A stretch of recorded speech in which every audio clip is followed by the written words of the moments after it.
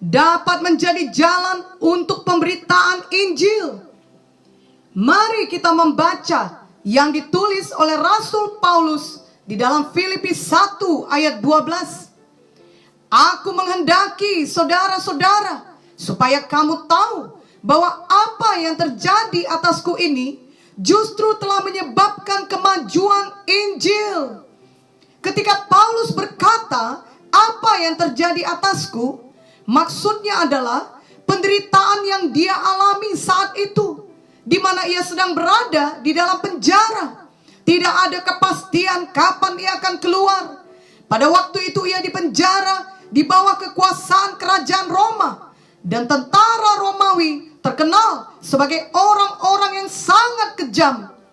Mungkin kita tidak akan mengalami penderitaan seperti Paulus yang dipenjarakan, namun semua kita pasti mengalami suatu penderitaan, meskipun dalam bentuk yang berbeda dan juga dalam kadar yang berbeda. Biarlah apa yang dialami Paulus dapat meneguhkan hati kita pada masa sekarang ini. Paulus tentunya tidak pernah berharap bahwa ia akan dipenjarakan. Ia justru berharap ia dapat bebas melayani. Tetapi ternyata penderitaan datang menimpanya. Semua kita juga tidak pernah berharap akan mengalami penderitaan. Namun kesulitan hidup, bencana, atau penderitaan dapat terjadi kapan saja pada setiap manusia. Oleh karena itu, sebagaimana dalam Filipi 1 ayat 12 tadi, biarlah kita juga kiranya memiliki perspektif atau cara pandang yang sama dengan Paulus, yakni bahwa apa yang telah terjadi kepada kita, termasuk semua penderitaan kita, di tangan Tuhan, semuanya itu dapat menjadi jalan untuk pemberitaan Injil. Jadi penderitaan yang kita alami bukan hanya dapat mendatangkan kebaikan bagi kita dan bagi orang lain, melainkan juga dapat menyebabkan kemajuan Injil. Pada waktu Bapak Benjamin Munte masih memulai pelayanannya di desa-desa, ia harus pergi ke Jakarta untuk mengurus izin GKII agar dapat beroperasi di seluruh Indonesia. Tetapi saat itu ia juga sedang sakit keras, sehingga ia harus tinggal lebih lama di Jakarta. Ternyata izin tersebut belum juga ia dapatkan, walaupun ia sudah melakukan usaha yang terbaik. Dan ia juga sedang berjuang dengan keadaannya yang masih sangat sakit.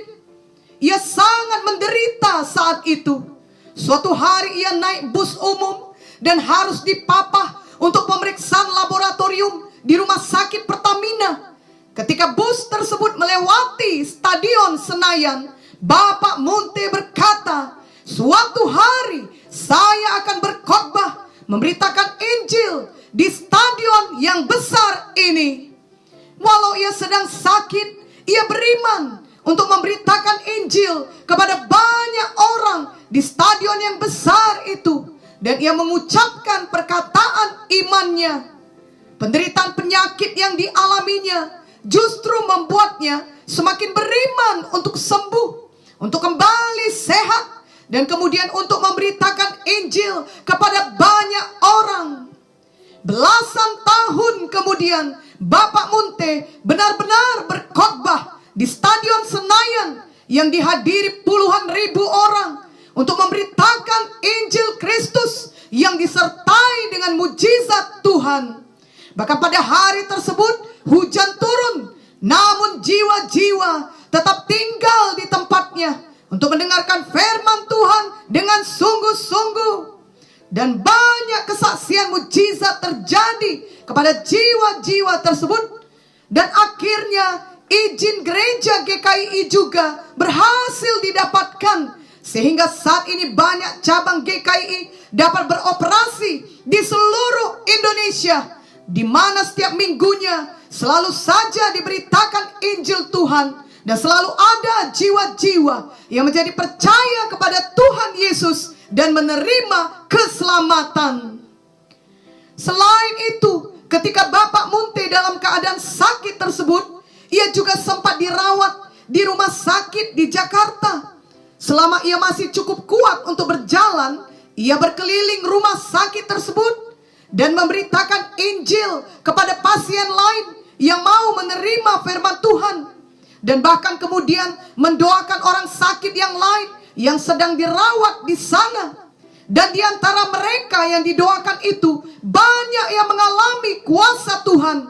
Mereka menerima kedamaian dan mengalami pemulihan yang cepat, sehingga mereka sembuh. Bahkan ada yang lebih dahulu pulang dari rumah sakit itu. Penderitaan yang dialami Bapak Munte yang mengharuskannya berada di rumah sakit, justru menjadi jalan baginya untuk memberitakan Injil kepada orang lain yang berada di rumah sakit itu, yang mungkin tidak akan pernah ia jumpai jika ia tidak harus dirawat di sana.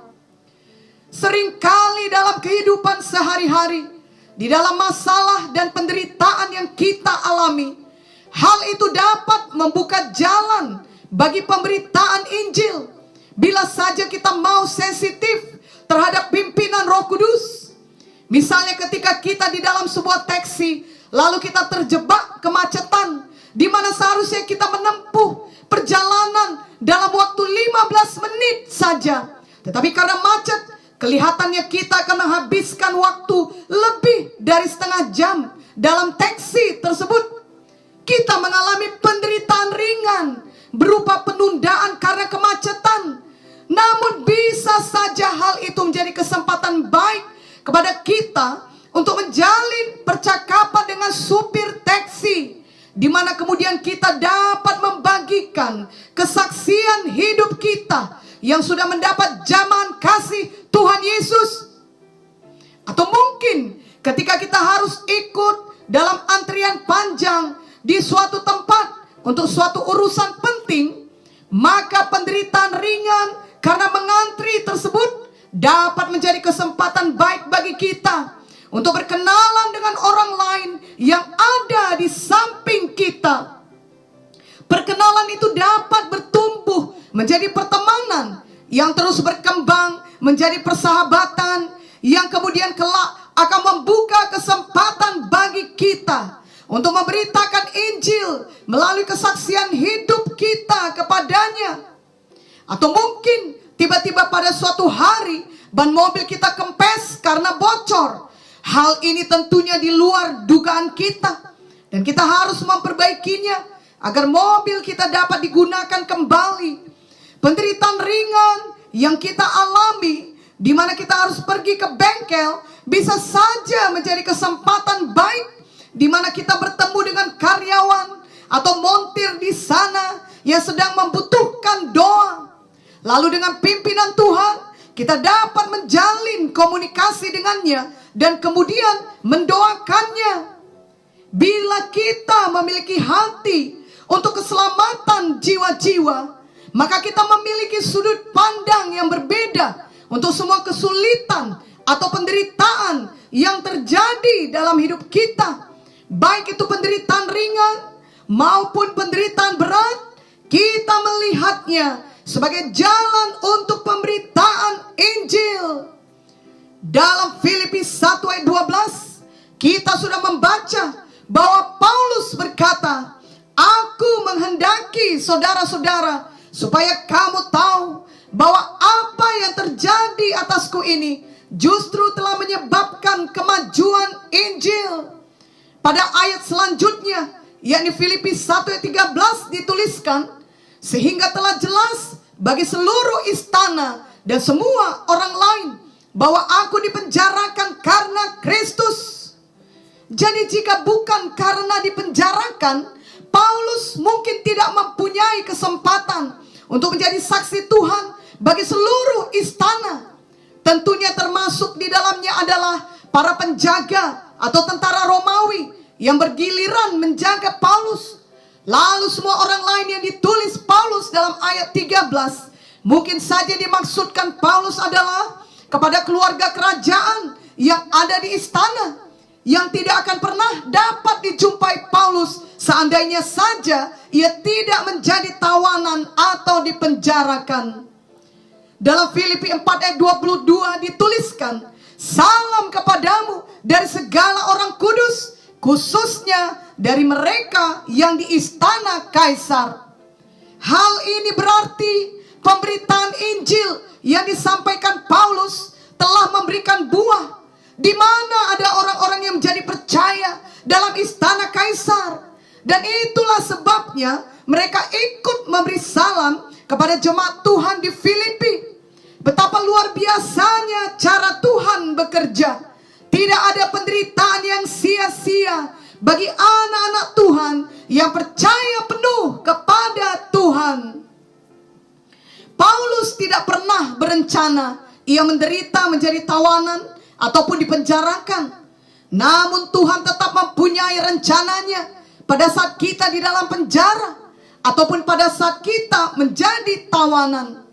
Tuhan mempunyai rencana agar kita anak-anaknya selalu melihat penderitaan sebagai jalan untuk memberitakan Injil.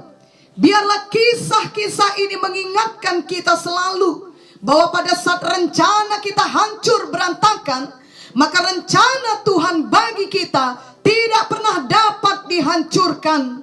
Tuhan tetap memegang kendali. Ia dapat memakai penderitaan yang sedang kita alami sebagai kesempatan bagi kita untuk memberitakan Injil. Selain itu, kerap kali pada saat kita mengalami suatu penderitaan yang berat, maka orang-orang yang melihatnya akan berpikir bahwa kita tidak akan sanggup mengatasinya. Mereka berpikir kita pasti akan hancur. Namun kemudian ternyata kita tetap dipelihara Tuhan. Juga kita tetap mengasihi dan tetap melayani Tuhan. Bahkan semakin menyala-nyala dalam memberitakan Injil. Maka hal itu akan meneguhkan mereka, sehingga mereka juga ikut menyala-nyala memberitakan Injil. Paulus menuliskan dalam Filipi 1 ayat 14, dan kebanyakan saudara dalam Tuhan telah beroleh kepercayaan karena pemenjaraanku, untuk bertambah berani berkata-kata tentang firman Allah dengan tidak takut. Jadi kebanyakan saudara, yakni anak-anak Tuhan lainnya, bertambah berani berkata-kata tentang firman Tuhan karena melihat penderitaan Paulus di dalam penjara. Memang tidak dituliskan semua orang, tetapi kebanyakan saudara. Dan tentunya hal itu sudah sangat baik, sebab menunjukkan kebanyakan orang menerima pengaruh yang baik dari penderitaan Paulus. Jadi Tuhan dapat memakai penderitaan kita, bukan saja agar kita memiliki kesempatan untuk memberitakan Injil secara langsung, tetapi juga secara tidak langsung, yakni melalui banyak orang lain yang melihat keteguhan hati kita dan kesetiaan kita kepada Tuhan, dan mereka mau mengikuti teladan hidup kita untuk memberitakan Injil kepada orang lain. Ketika seseorang telah melewati berbagai penderitaan dan mereka tetap mengasihi Tuhan, bahkan menyala-nyala memberitakan Injil, itu dapat menggerakkan orang lain juga untuk memberitakan Injil. Banyak orang mengatakan bahwa mereka semakin sungguh-sungguh mengikut Tuhan dan melayani Tuhan setelah mereka mendengarkan kesaksian dari Nick Vujicic ataupun kesaksian dari Joni Eareckson Tada. Keduanya tidak pernah menyerah memberitakan kasih Tuhan, kebaikan Tuhan, walau mereka terus berjuang dengan keadaan tubuh mereka yang terbatas. Tetapi penderitaan mereka justru menjadi kesaksian mereka yang paling berkuasa. Ada orang yang bersaksi bahwa tadinya ia ingin mengakhiri hidupnya karena dipenuhi keputusasaan. Ia kemudian membatalkan niatnya tersebut karena ia menyadari penderitaan yang dialaminya tidaklah seberapa bila dibandingkan dengan semua penderitaan, kesulitan, dan kesedihan yang telah dialami oleh Nick Vujicic. Misionaris di zaman sekarang ini banyak diinspirasi oleh kisah hidup misionaris pada zaman dahulu. Mereka biasanya telah lebih dahulu membaca buku-buku biografi mengenai hidup misionaris pada zaman dahulu. Atau mereka pernah mendengar langsung kesaksian para misionaris tersebut yang tentunya sudah lebih tua dari mereka. Atau mungkin mereka pernah menonton film yang mengisahkan hidup para misionaris pada zaman dahulu. Dari situlah mereka melihat keberanian dan keteguhan iman para misionaris itu. Walaupun banyak penderitaan yang dialami oleh mereka di tempat di mana mereka melayani. Ada yang dipenjarakan, ada yang anak atau keluarganya mati oleh karena penyakit. Sebab pada zaman itu belum ada pengobatan seperti sekarang dan berbagai penderitaan lainnya. Namun tidak ada yang menghentikan para misionaris pada zaman dahulu itu. Kesaksian-kesaksian yang penuh penderitaan, juga tentunya penuh dengan kemenangan-kemenangan. Itulah yang menggerakkan banyak orang lainnya untuk mau meneladani pengorbanan misionaris pada zaman dahulu. Mereka akhirnya menjawab panggilan Tuhan untuk menjadi misionaris di zaman sekarang ini, dan berani menghadapi penderitaan apapun yang menanti mereka demi pemberitaan Injil. Jadi penderitaan seorang anak Tuhan selalu dapat menjadi jalan untuk pemberitaan Injil sampai kepada generasi-generasi berikutnya di masa yang akan datang. Namun memang kita harus mengingat bahwa dalam pemberitaan Injil sekalipun tetap ada anak-anak Tuhan yang melakukannya dengan motif yang tidak murni. Jangan biarkan hal seperti itu mengganggu kita, tetapi biarlah kita tetap bersuka cita sepanjang Injil diberitakan. Dan memang inilah teladan yang ditunjukkan oleh Paulus. Paulus mengerti bahwa tidak ada manusia yang sempurna. Pada suatu waktu, sesama pelayan Tuhan sekalipun dapat memberitakan Injil dengan maksud palsu, dengan kedengkian atau iri hati, bahkan dengan perselisihan. Inilah yang terjadi di masa Paulus. Mungkin saja pada waktu itu mereka berpikir, selama Paulus masih bebas melayani, aku tidak akan bisa naik untuk mengatasinya. Semua orang akan selalu melihatnya sebagai yang paling hebat dan yang paling perlu didengar. Sekarang Paulus dipenjarakan, ia tidak bisa lagi bebas melayani atau pergi seperti dulu lagi. Inilah kesempatan bagiku untuk bersinar. Sekarang orang akan melihat kehebatanku, orang akan mengenalku, orang akan mengakui pelayananku.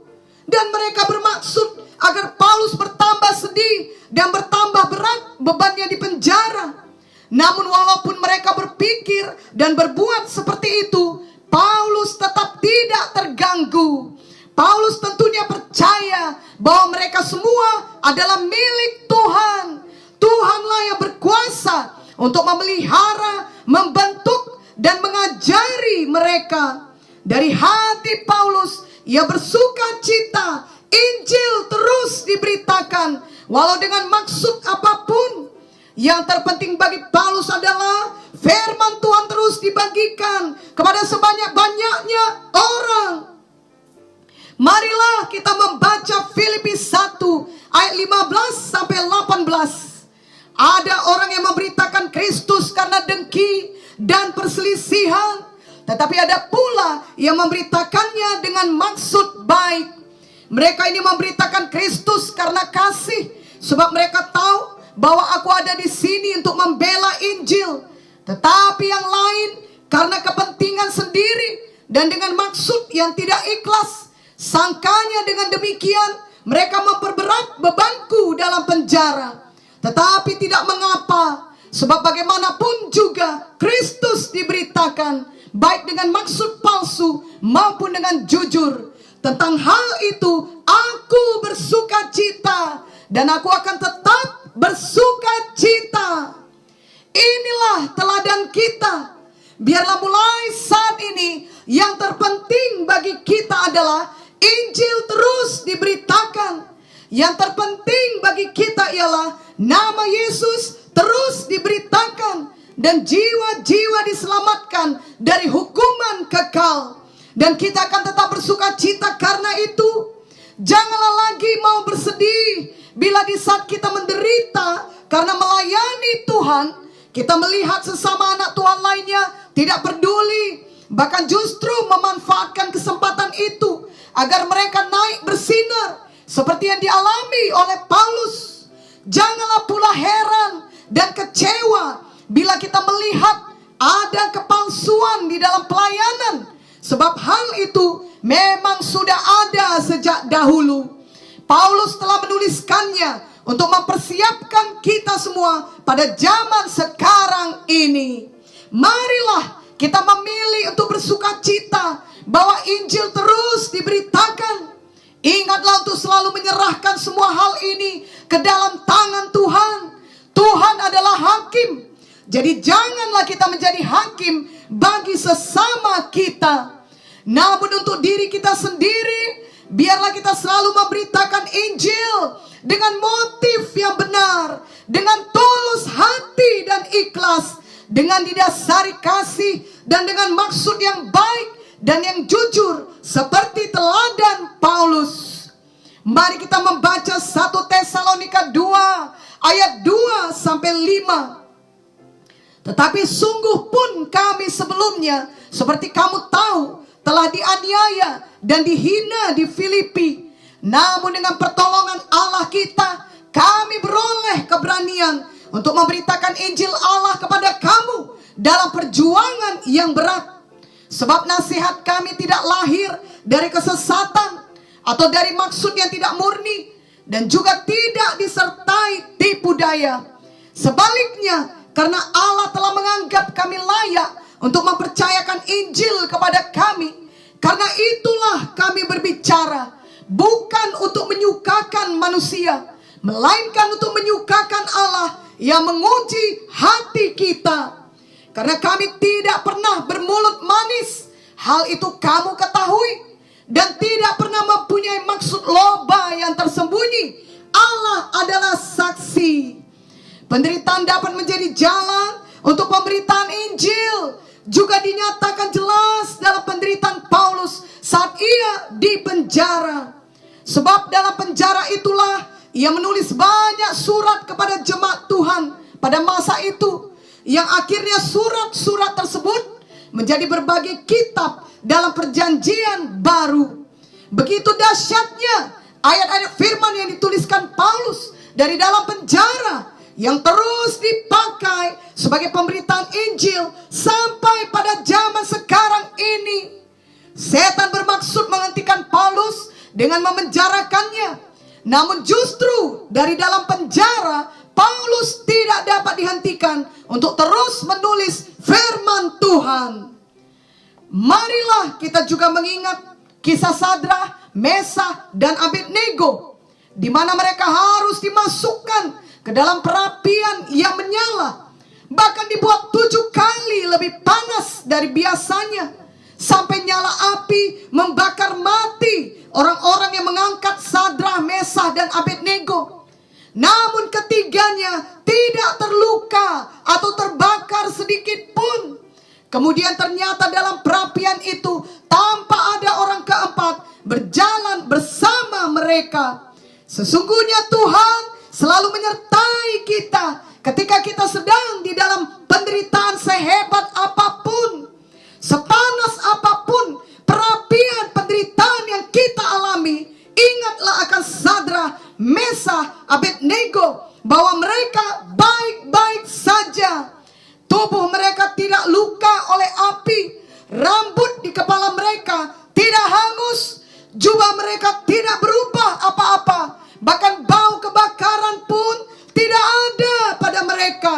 Demikianlah kita juga akan keluar dari penderitaan kita tanpa bahaya, sebab Tuhan yang selalu menyertai dan memelihara kita.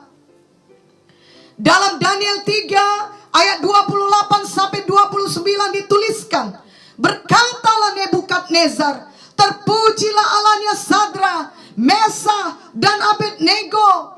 Ia telah mengutus malaikatnya dan melepaskan hamba-hambanya yang telah menaruh percaya kepadanya dan melanggar titah raja, dan yang menyerahkan tubuh mereka karena mereka tidak mau memuja dan menyembah Allah manapun kecuali Allah mereka.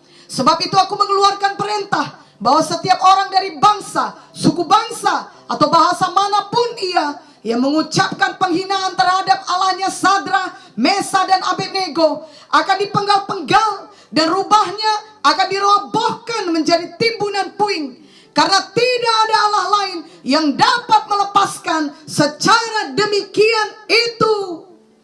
Ayat-ayat ini menunjukkan bahwa Nebukadnezar memuji Allah Sadra, Mesa, dan Abednego. Lalu kemudian ia memerintahkan semua orang tidak boleh menghina Allah Sadra, Mesa, dan Abednego.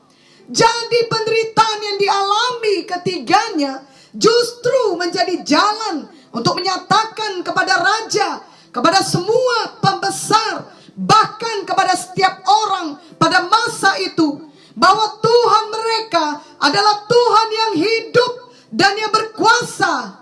Itulah Tuhan yang kita layani, yang dapat memakai semua penderitaan kita sebagai jalan bagi kita untuk memberitakan firman yang hidup kepada sebanyak-banyaknya orang.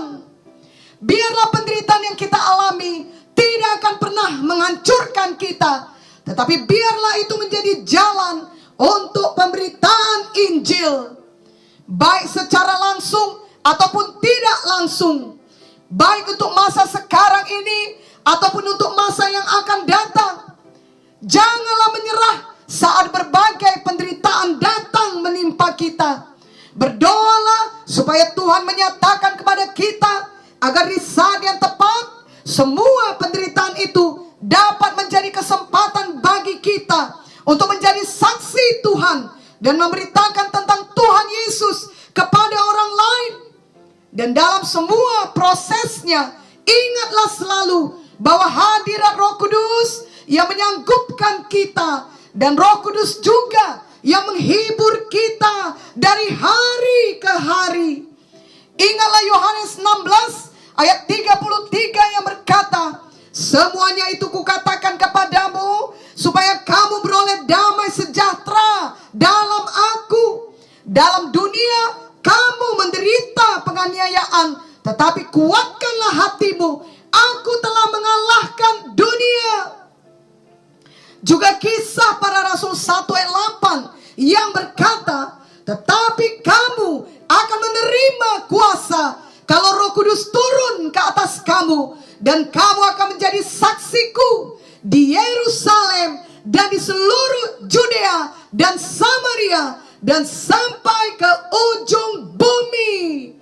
Marilah kita selalu penuh Roh Kudus, dan biarlah firman Tuhan ini digenapi di dalam hidup kita semuanya. Amin.